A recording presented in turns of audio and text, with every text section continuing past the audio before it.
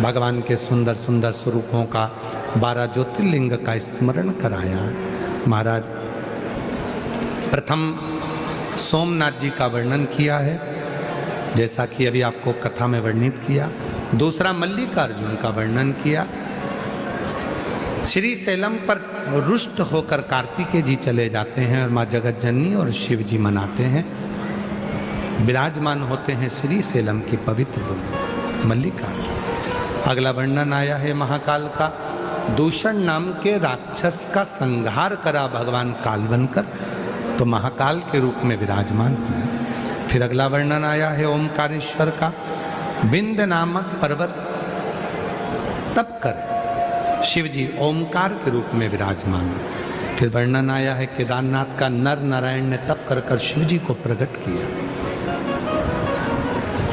कुंभकर्ण का बेटा भीम, जिसने मंदिर शिवालय तोड़ दिए, तो शिव जी ने भीम का संहार करा, तो भीमा शंकर कहलाए।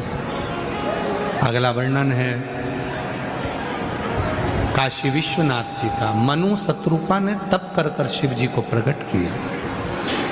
त्र्यंबकेश्वर, गौतम बाबा पर गौ हत्या का दोष लगा, माता इल्या ने ब्रह्मा विष्णु महेश से प्रार्थना कर कर 3 शिवलिंग वहां विराजमान हुए। ब्रह्मा विष्णु महेश के रूप में, त्र्यंबक के रूप में विराजमान।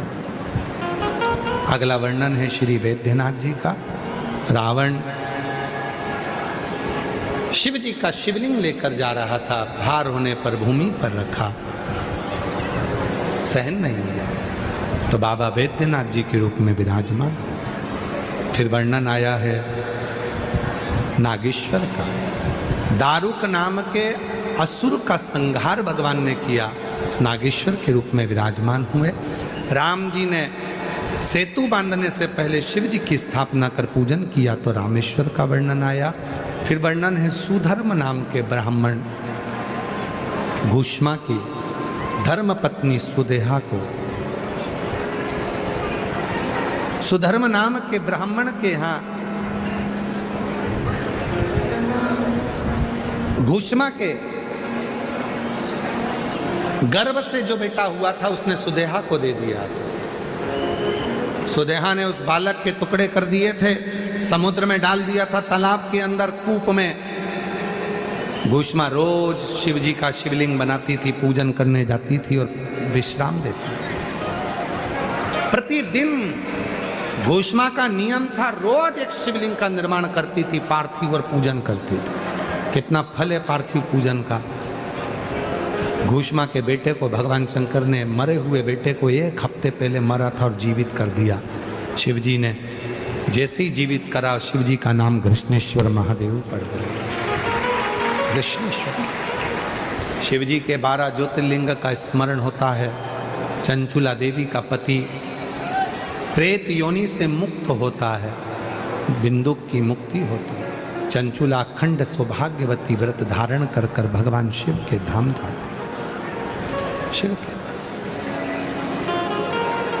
ईसर गोरा बनकर जो भगवान शंकर और पार्वती कथा को श्रवण कर रहे हैं। भूसावल में मालूम है आप लोगों ने जो कथा सुनी है, शिव महापुराण की जो कथा हुई थी ना सबसे पहली, और ईसर और गोरा शंकर पार्वती जी जो बने थे, यही 16 दिन में बने थे, यही 16 दिन। अभी जो सौभाग्य तीज आएगी ना, गणगौर तीज, उस दिन बाबा ईश्वर गोरा बनकर कथा सुनने के लिए बैठे थे। यही 16 दिन श्रृंगार किया था बाबा ने ईश्वर गोरा के।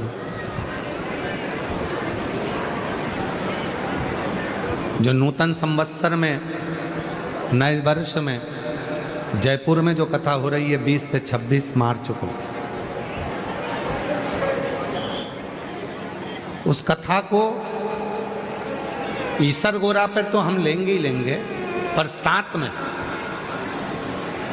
अखंड व्रत, अखंड साधना, अखंड तपस्या, ये लोग लिखते हैं अखंड आनंद या अखंड तपस्या या अखंड व्रत, अखंड साधना। अखंड व्रत कैसे किया जाता है, अखंड का मतलब क्या होता है? अखंड सौभाग्यवती हम कहते हैं, तो अखंड सौभाग्यवती का मतलब क्या? अखंडता का मतलब क्या? यदि हमारे स्मरण में रहा जयपुर में, याद दिलाना,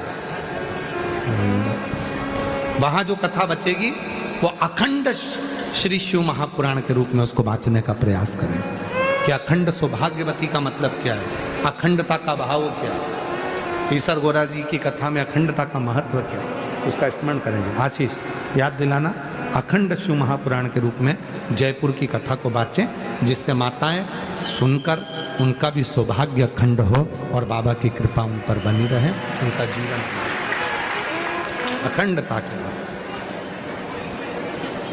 चंचुला देवी अखंड सौभाग्यवती होकर शिव के धाम में जाती है। ईसर गोरा जी को शिव जी से प्रार्थना करी है तुमरुका जी ने, आपने कथा श्रवण करी, दक्षिणा देंगे। शंकर पार्वती ने अपने मस्तक की बेलपत्र उतारकर शिवपोथी को समर्पित करी।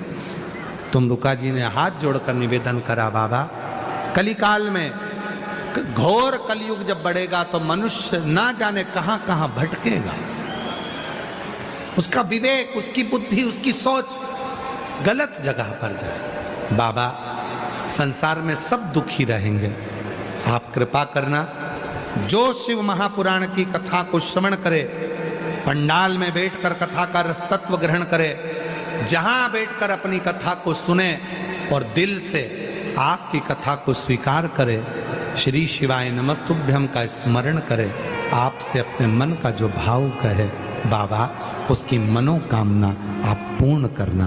शिव जी ने वर दे दिया, शिव जी ने वर दिया, जो स्त्री पुरुष किसी भी रूप में इस पवित्र शिव महापुराण की कथा को श्रवण करता है, बाबा शिव कहते हैं मैं स्वयं उसके घर पर पहुंचकर 3 महीने में उसकी झोली खुशियों से भर दूं।